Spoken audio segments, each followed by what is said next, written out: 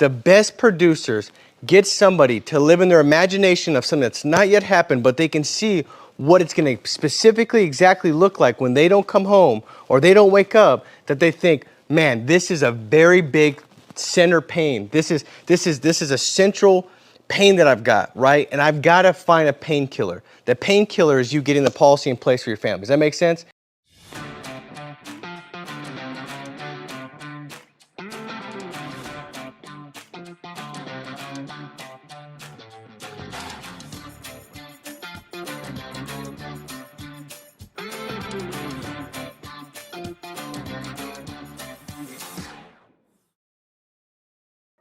All right, guys. Hey, Paul McClain here. Welcome to the classroom edition. In fact, we got a classroom in here, and I actually passed out some sheets. So they got some homework stuff they're looking at, and I promise you the stuff that we're going to go through today, guys, it's going to bring you value. And my goal today is to bring you value, and I'm excited that you're on with us. And in fact, we're going to talk about really the thing that I believe matters the most as far as building a skill that's going to propel you to help more families. And that's your ability to paint a very clear picture in the home as far as why the client needs the protection, their situation, uncovering it. Once you uncover it, really spotlighting that, highlighting that, where they can live in that picture that you've painted. And every second they live in that picture, the emotion that they're going to feel of something that's not yet happened, but it seems so clear to them that it feels as if it is happening, that's going to move them to deciding to protect their family. And that's really what this is, right?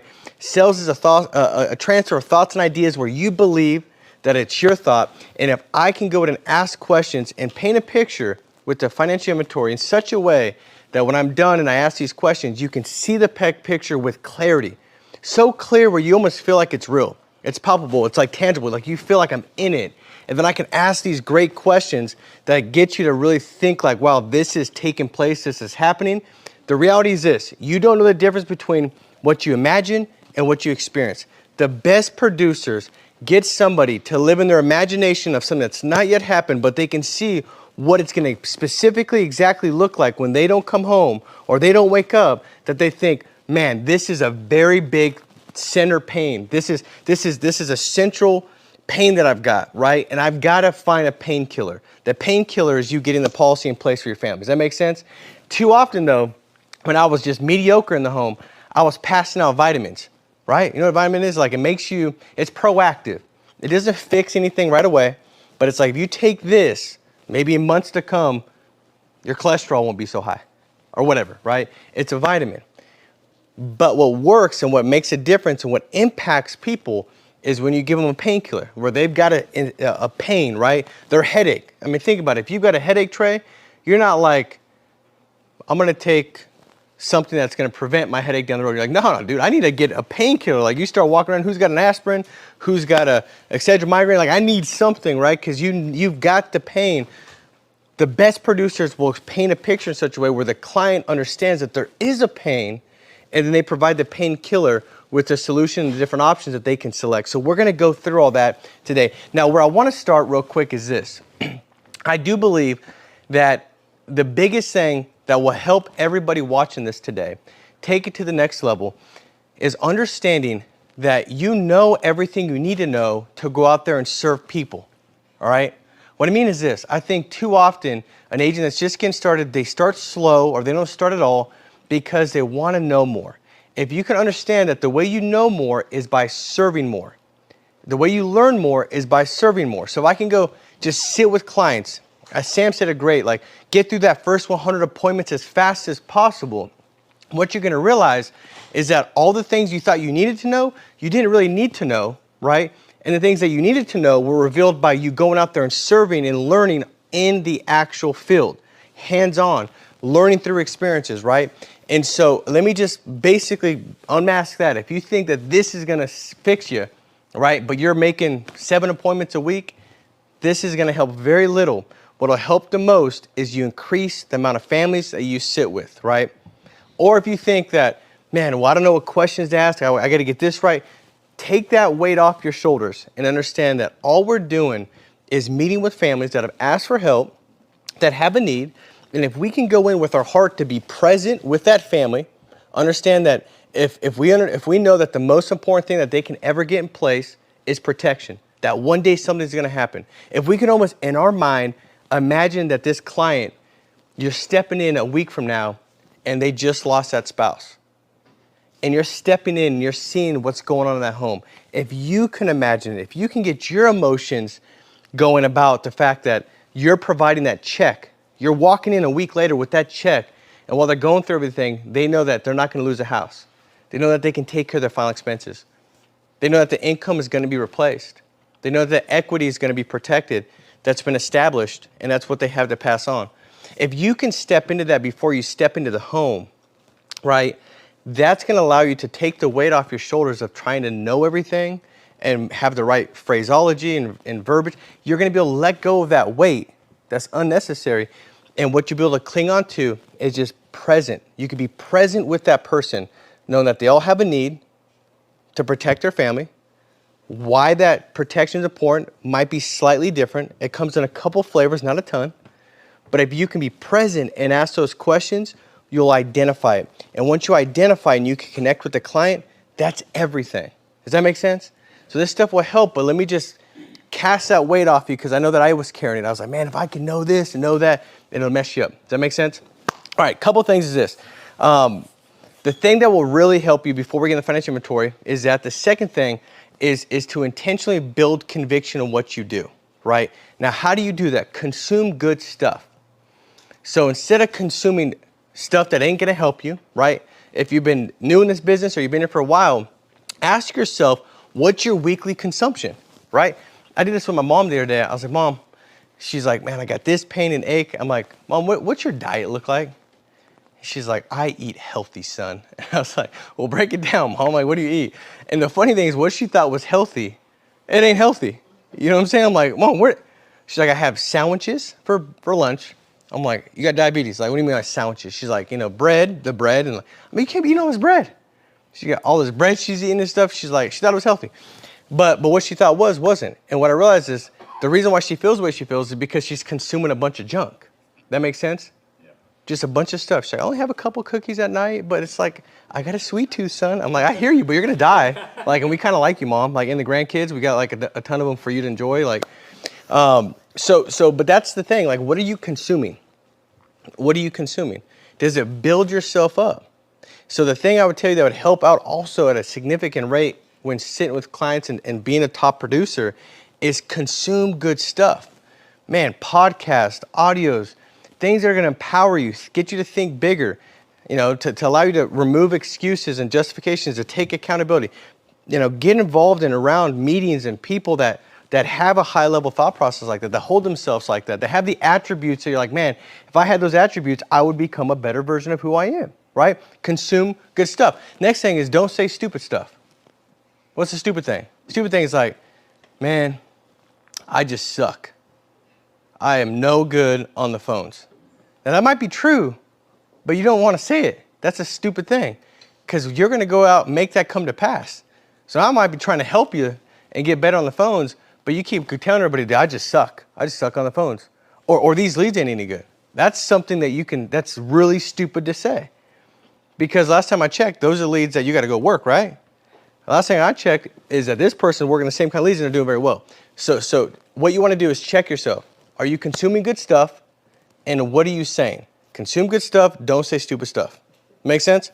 All right. Now, the thing that I want to go through with you real quick when we get into financial inventory is we passed out this accountability sheet, okay? The accountability sheet breaks down really just a way for you to interrogate your weekly reality, right? Because I think it's difficult not to know what some things that you should be tweaking, adjusting. What are some things that you can improve, right? So in regards to consuming good stuff, you might need to be consuming stuff on how to book appointments. You might be you should maybe consume stuff on how to get better in virtual sales or how to dial in and get a better schedule. This is all training that's put in place for you. But this accountability card, what it's going to do is going to help give you a real true look on where you're at with everything. All right. So your schedule, it's green, yellow, or red. So green is like, dude, my schedule's locked in, I've got it, and I followed it. Red is like, dude, I don't even got a schedule. Red might be like, dude, I got a schedule, but I ain't following my schedule at all. Yellow's like, man, I have a schedule. I wasn't really following it, but I'm getting a little better. Okay? Leads, same thing. Are you green, yellow, or red? Red's like, dude, I know I need to invest $1,000 in leads a week. I'm like $400 or $500. I'm red because I'm still doing the 500 week in, week out. Yellow's like, I know it's got to be 1,000, but I went from 5 to 750. I'm getting there. I got to get my mind right again, but I'll do it. Green's like you're doing what you need to be doing. So you want to go through all this: additional policies, referrals, mortgage protection, final expense, index universal life, annuities, door knocks, interviews, social media posts, social media DMs. Like, are you directly messaging people that are in different industries that you think would be good at this to introduce them to Family First Life, right? One level deeper is your team. Can you get one layer deeper each week? Can you have a conversation with somebody that they know and get one layer deeper every single week, right? Weekly podcast. Are you plugging in those consistent? Are you red, yellow, green? Annual convention, and then coaching and feedback. Are you intentionally reaching out to people and saying, hey man, I'm struggling here in the home. Can you give me some feedback? Or man, I'm not closing on the phones like I need to with telesales. What do you think I should be doing differently? And getting coaching and getting feedback, so that way you have somebody looking at the game film, your game film for the week, giving you very pertinent feedback so you can go out there, take that, make the experience true learning, and get better from that. Does that make sense? And see, this will help you take a quick pause. I'll sum it up with this and we'll get into financial inventory. I started the meeting by saying, the podcast by saying this. If you could just go out there and start to do more, like you don't need to know more, just do more. See, too many people, they're not getting the results they want to get because they're thinking too much and doing too little, okay? Now, there's another group of people that are getting some good results, but they're not getting the great results because they're doing so much and thinking so little. This will help you think at the end of the week, okay? It'll give you a quick mental pause where you could say, let me take a look at this. How can I tweak? What can I adjust? How do I get better? You guys understand? You with me? So that'll help out there. All right, let's jump into the financial inventory. So I'm gonna have this on the screen so you guys can see the one that I go through, right? There's a ton of them out there.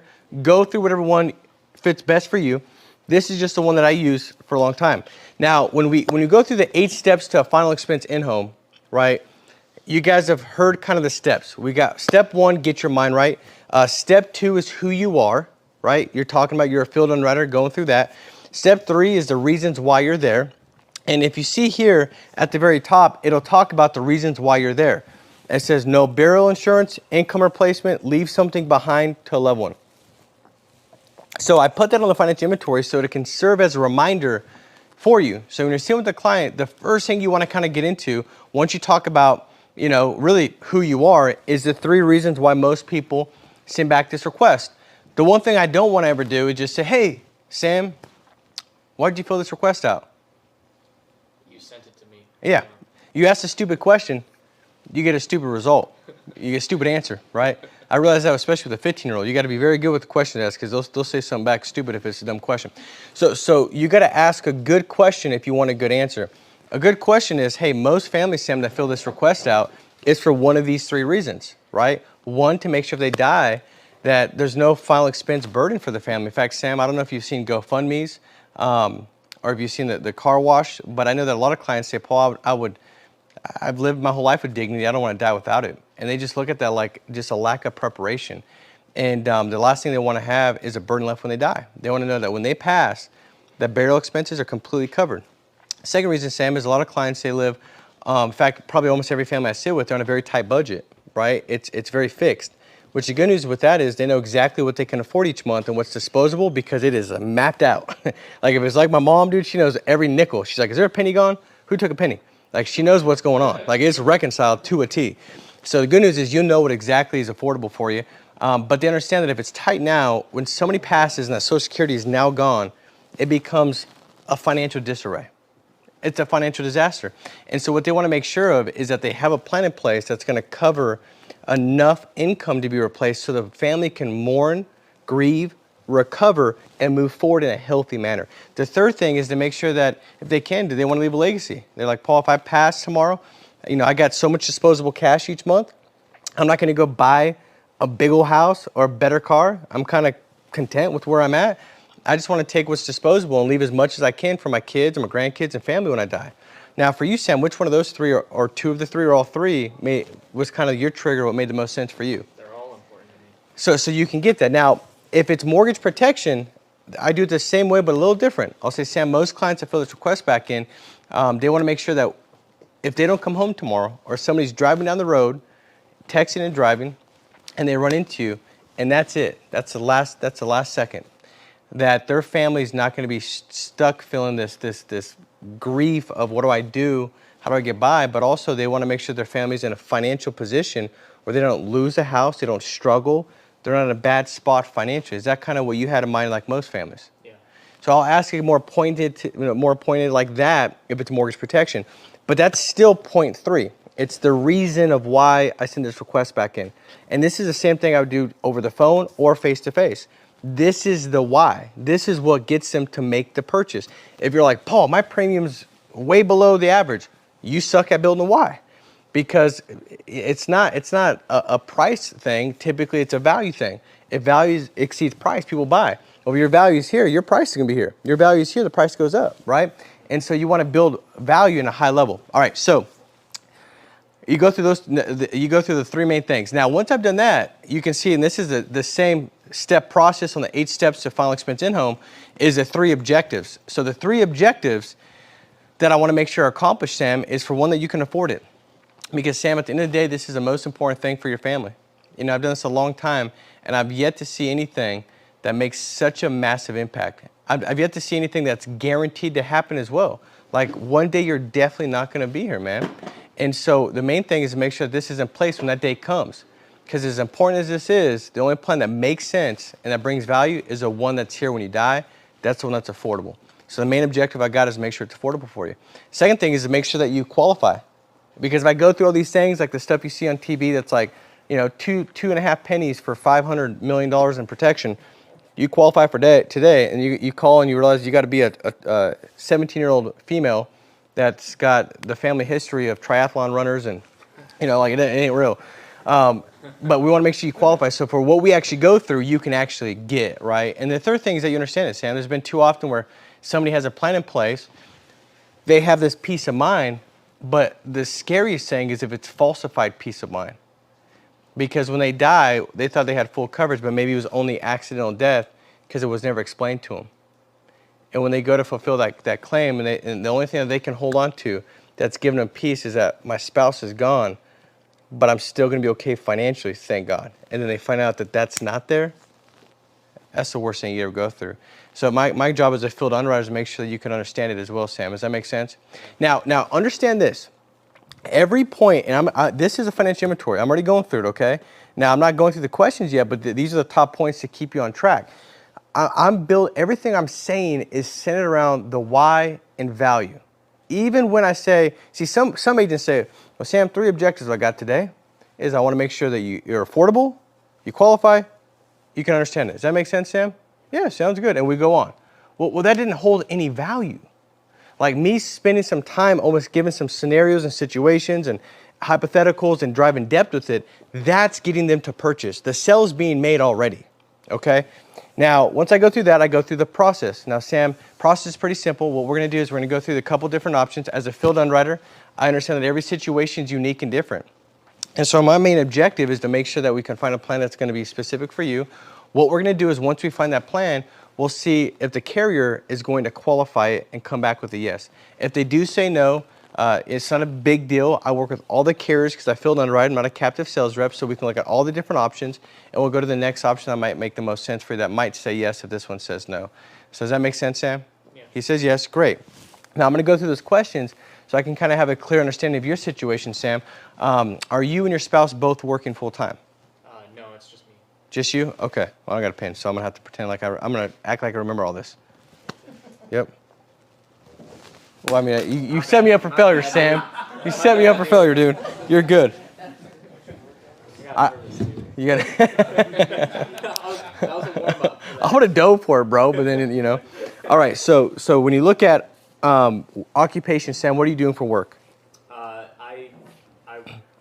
wash semi-trucks. Okay, wash semi-trucks. And then what's your, and usually, now if this is a telecell, the spouse is also on the phone. We're going to pretend, what's your name? What is it? Emily. Emily? Okay. So Emily, you're unofficially married to Sam for the purpose of this illustration, okay? I don't know if you like him, you don't like him, but you're married for just right now. So Emily, what is your occupation? Sales. Sales? Okay, perfect. Sam, what's your age? I'm 23. 23? Emily, what about you? 21.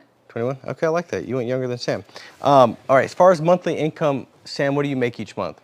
About 1,800 a month. 1,800? Okay. What about you, Emily? 4,000. 4,000? Okay, perfect. Any medications, Sam, that you're taking? I have high blood pressure, Okay. so I take Like lisinopril or Tylenol? Okay. By the way, it's not a bad idea to just look up the medications, okay? Even have them printed out. It's just a way to give yourself some credibility. Because when you say stuff like that, like, so Sam, are you taking like lisinopril or Tylenol? He's like, oh yeah, which makes you seem more reputable, which is what you're trying to do, is to continue to build the case that you're the professional that's there to serve them, right?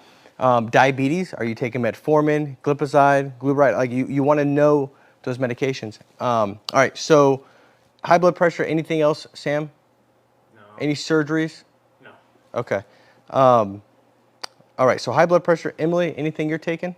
No, I'm not dying anytime soon. Nothing? Okay. Not die anytime soon. No. That's a good thing to believe. I'm with you on that too. I'm voting on you, not Sam. Sam's already got blood pressure. I don't know how he got it, but I would definitely vote for you outliving him. Can you say that line again? Huh? Can you say that line you said? I don't even remember what I said, bro. All right, so any cancer, heart attack, stroke, stents, diabetes, neuropathy, lupus, asthma, COPD, thyroid, anxiety, nothing like that for you guys? I mean, I had an inhaler as a kid, but I don't use it. No hospitalizations? No. Okay, perfect. Anything in place, what do you have in place that would offset the mortgage when you die? Like 401ks, IRAs, stocks, mutual funds, bonds? I don't have any of those. I have a policy for work, though. Okay, what about you, Emily? Nothing, okay. And you said you have work life insurance, Sam? Yeah. Okay. Anything private or just through the work? No, it's just through my job. Okay, what about for you, Emily? No. No? Okay. And so the work life insurance, Sam, just so you know the way that works, it's not bad because usually they'll give it to you for free or it's very inexpensive. Is that kind of how they set it up for you? Yeah, I think they just take it out of my check. Yeah, it's like pennies. It's really nothing. Which is why everybody should elect for it. But it's a group plan, so it's there while you're working there. I mean, we have had clients in the past where that's all they had. They get sick, they have cancer, they go to fight it. After 12 months, the company puts them inactive. They die of the cancer, and that policy pays nothing out. But if you were to die, God forbid you're driving home tomorrow, that would pay out. But there's just situations where if you retire, it's no longer there with you. So we never count it as far as breaking down what's in place because this is the most important thing for the family. We don't want to have something that's got variables tied to it. But I don't suggest you cancel it. I suggest you keep it because it's probably free because of those reasons. Does that make sense, Sam? Yeah. Okay, cool. Now, that's how I address it every time. I'm not going to kill it directly, but I'm indirectly letting them know, like, this is something we're not going to count, okay? Now, let's just say Sam says, Emily says, I have $100,000 in life insurance that I took out private, right? Okay, perfect. I said, great, Emily. So well, that'll help out quite a bit because usually there's 20 minutes of questions to kind of go through to figure out what their underwriting is going to be. Go ahead and grab that policy real quick. And if it takes you a minute to find it, no big deal. It's going to save us a ton of time because the underwriting will be they'll follow suit with whatever company qualified you. So if you could go grab that real quick. And while you're doing that, I'm going to start going through the guidelines, okay? And that's how I handle that. So I make it seem like, for one, it's her benefit. It's going to save 15, 20 minutes, right? So I can see how they underwrite it. And then I let her know, like, hey, if you got to go find it, no big deal. Most clients got to go through the garage and the basement. They end up coming back with spider webs in their hair, but it's worth it, all right? Because I don't have to go through all these series of questions with you guys because I can see what they did. And then she goes and finds it. Now I'm going to ask questions like, now if it's over the phone, it's a telecell, it's what company you have in place? Do you see the death benefit? What's the death benefit show? Do you see what term it is? I'm going to go through everything with him. Is it a 15, 20 year? Go to the next page. Do you see the table of premiums? Do you see at 20 year, what does it show? It's $140 a month. Okay, great. On the 21st year, when it renews, what does it go to? $400 a month. Okay, did you know that, Emily? No, I didn't. So now you're already building value. Does that make sense? And she's starting to see what she has in place, okay? So I go through all that. Perfect. Now, looking at your guys' situation, and this is on the form as well. Emily, you've got, because every situation is different, your income's $4,000 a month. Sam, yours is $1,800. Sam, you have some work-life insurance, nothing that you own or that we can count. Emily, you have $100,000 in private life. That's a 20-year plan that you have for the next 20 years. No money back on that. At the end, it just, the company keeps it. If you were to pass tomorrow, Emily, God forbid, you're driving down the road and somebody runs into you, and Sam, you're faced with going through all of that, but then looking at the financial part of it, the income will go from a total of $5,800 a month, it would go down to $1,800 a month. How would that impact your ability to pay the bills, the mortgage, the house? What would that look like? I didn't really think about it, but I wouldn't be able to. You wouldn't be able to? Okay. What would you have to do? Would you have anybody that could help out? Would you have to move in with somebody? Do you know what? Yeah, I'd probably have to move in with somebody. Okay, and that's not what you want. No. Okay. Now that's me. I painted the picture. Now the questions gets them to live in that actual picture. Now the one thing I did realize, because I almost assumed like this was like more of a final expense, is going through the mortgage. So I would ask to kind of back to just a little bit to hit that scenario, because they're very similar. Is like, so Sam, your mortgage amount, it shows that it's basically, let's just say it's $300,000 on a loan. What is the house appraised for? If you guys got it appraised, what do you think it would appraise for? We just moved in, so it's like 310. 310. Okay, 310. So you have about 10,000 in equity in house, right? Mm-hmm. Do you pay anything extra on top of the, or plan or intend to pay anything on top of the mortgage each month? Not right now, but eventually, yeah. Maybe a couple of extra hundred. A month is what you'd probably try to do? Okay. So you try to put an extra couple $100 a month. What's a payment right now a month? Is it like, what, It's 2,200? Yeah, it's 2,200. 2,200, okay. And that's a 30-year loan? Mm-hmm. Okay, perfect. Now, the reason why I ask, are you paying anything extra on top of the mortgage, or do you intend to, is I can work off of somebody's intention. Okay. Now, once he says he intends to pay $200 a month, I can show more value in taking that $200 a month, and instead of putting on top of his mortgage, put into a plan that's going to protect his mortgage, still give him his money back in time to still pay the house off early. So I'm asking questions that's going to help me really build up more value for that client in their situation. You understand? So that's kind of the reason why I'm going to ask those questions. You could build off of intention. Even if they're not doing it, do you intend to put extra on top of your mortgage? Now, for the senior situations, if the client's like 60 and they say, I owe 200 grand, the house is worth 500, which is more applicable when somebody's 70, because they might have been living there for a long time, refinanced a couple times, but there's equity. What you got to realize is that's where you start to build the value in the equity protection.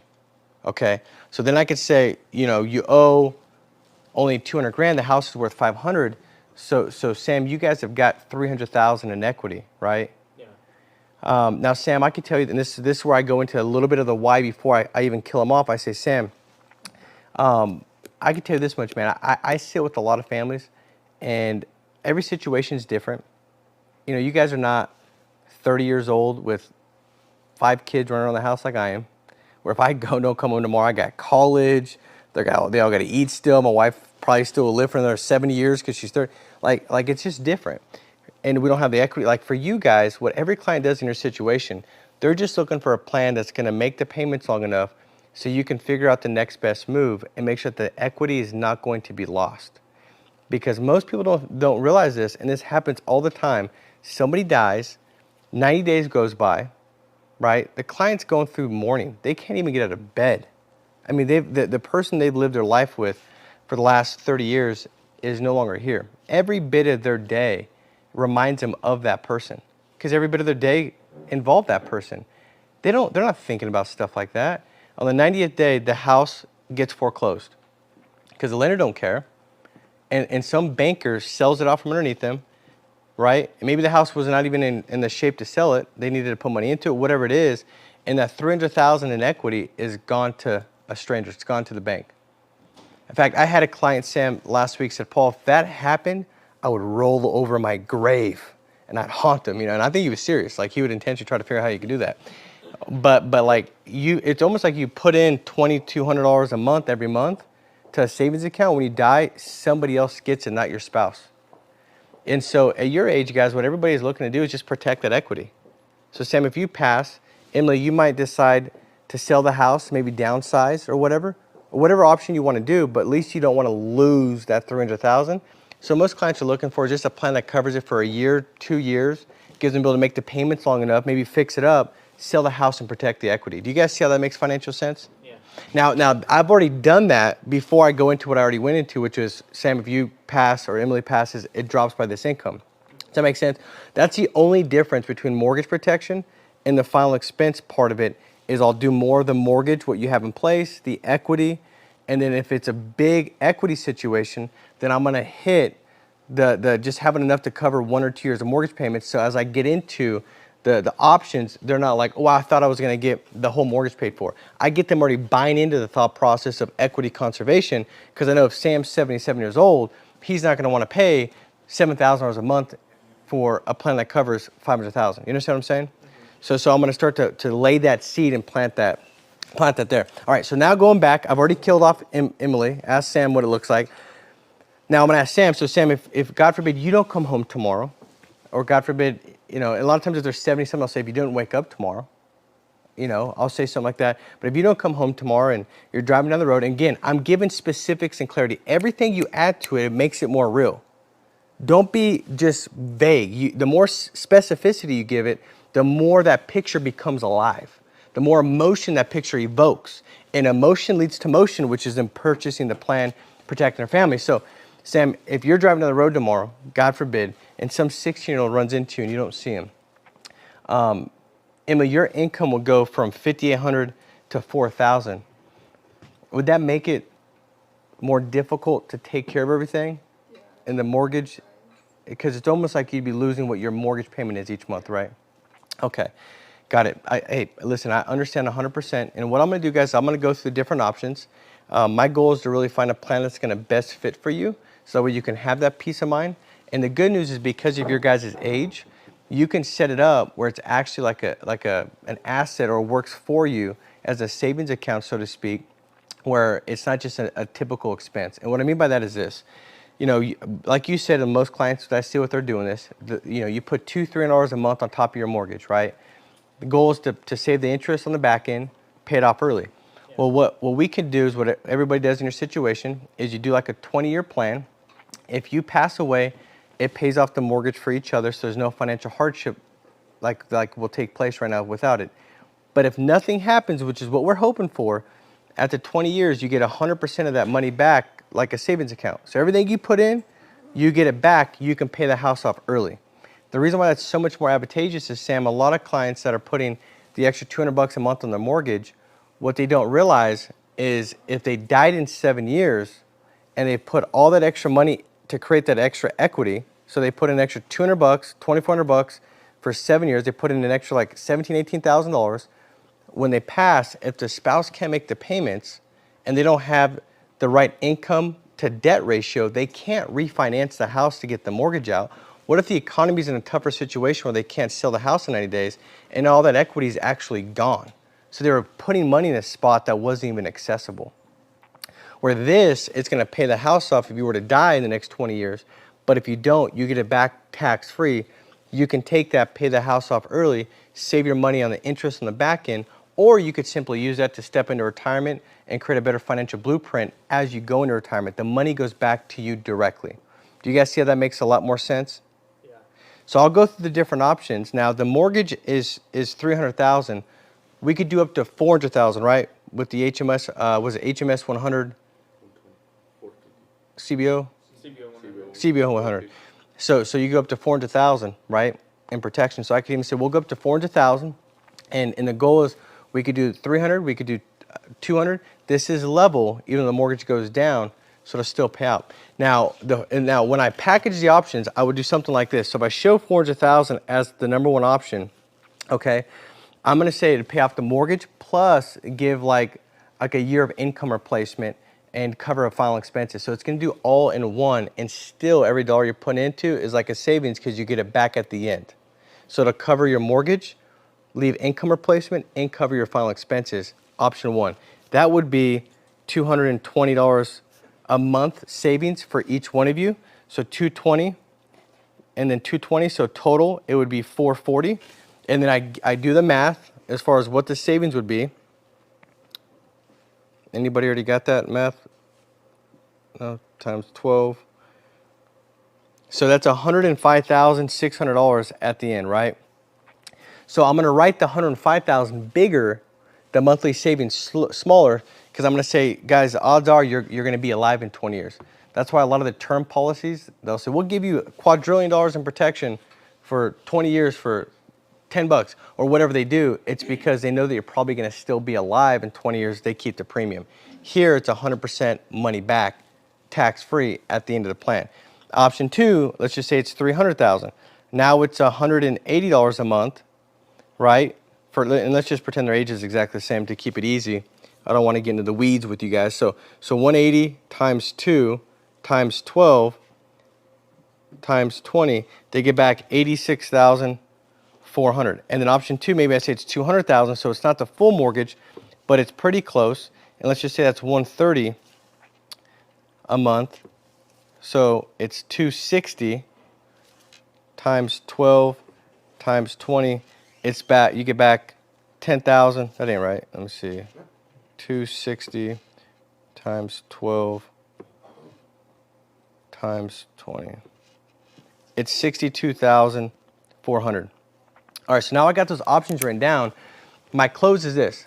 It's Todd, listen, we can't make a decision today because we don't know if you're gonna qualify. But if you were to qualify, which one of these options based off of the protection, the money coming back, and the monthly savings would make the most sense for you? Option one. Option one, perfect. Now, we can't decide if it's gonna qualify, but we'll give this one a shot and kind of go from there. Grab your driver's license for me. Does that make sense? And you give them a call to action. And so it's no different if this is final expense, I would do the same thing, right? If it's a final expense appointment, I'd show 20,000 maybe. I'd show, or if the most I can get based off your health and age, maybe it's 30,000, 20,000, and 10,000. And I'm not gonna talk about what it is, I'm gonna talk about what it does. So if I know that you're both on Social Security, because I found out in the financial inventory, and I found out that if you die, it's gonna go from, you know, a total income of $3,000 to 1,200, I'm gonna say, if that happens, what does that look like for you guys? Well, it's gonna be tough. I don't know how. Same thing, I ask the questions, let them go deep in the emotion, and then when I show the options, it's this one will cover your final expenses plus 1 to 2 years of income replacement, so you don't have to worry about, oh my God, what do I do? You have time to more and grieve recover. Option two is this, option three is this.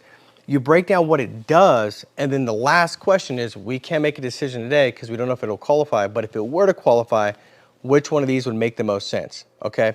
Last thing is this, if they have money in a 401k, IRA, mutual funds, I notated then, once the sale's done, okay? Once the sale's done, you don't need to know how to sell an annuity, nothing like that. Once the sale is done, you go back and say, hey Todd, by the way, the 200,000 that you've got in the 401k, how much of that, man, could you afford to lose? None of it. None of it? Okay. That's what most clients feel like, especially at your age and situation. If we could show you a plan that would negate all losses, it would negate all fees and give you still good potential growth, would that be something you'd be interested in? Possibly. Okay, perfect. Well, listen, man, I don't have time now. I'll put together some options. I'll have some time next week about the same time. Is the same time next week good for you? 6 o'clock? 7 works better. Okay, perfect. I'll put it down at 7:30 because I already have it at 7. Give me a window between 7 and 8, and I'll make sure to give you a call and go through those options for you that I think will really serve you and be more of what you're looking for. And then you just book a time to go back. In the meantime, you can get on with advanced market sales and put together a solution for that issue or that situation. Same thing with IULs. If they're like, I'm putting $500 more on top of my 401k than they're matching. If they're like, I'm putting $1,000 in a savings, These are all opportunities where you're finding premium that you can come around, show them better value and what you can place it in, and in doing that, obviously you get paid and they get helped. It's a win-win. Does that make sense, guys? So I hope this helps with the financial inventory. Guys, this is something that the best way you can get better at it is to go sit with a lot of clients and go through it with them. And as you go through with them, you know, that little uncertainty, uncomfortability of like, man, when I ask that question, like, Bob, if you don't come home tomorrow, that income goes to here, and then I get it. But anything good that's happening, all the growth is going to come from uncomfortability. Your ability to get the client uncomfortable, your ability to get comfortable being uncomfortable going through all this and asking good pointed questions will be your ability to go out there and serve more families. So guys, I hope this served you well. Guys, make it a big week. Be strong, stay steadfast, and we'll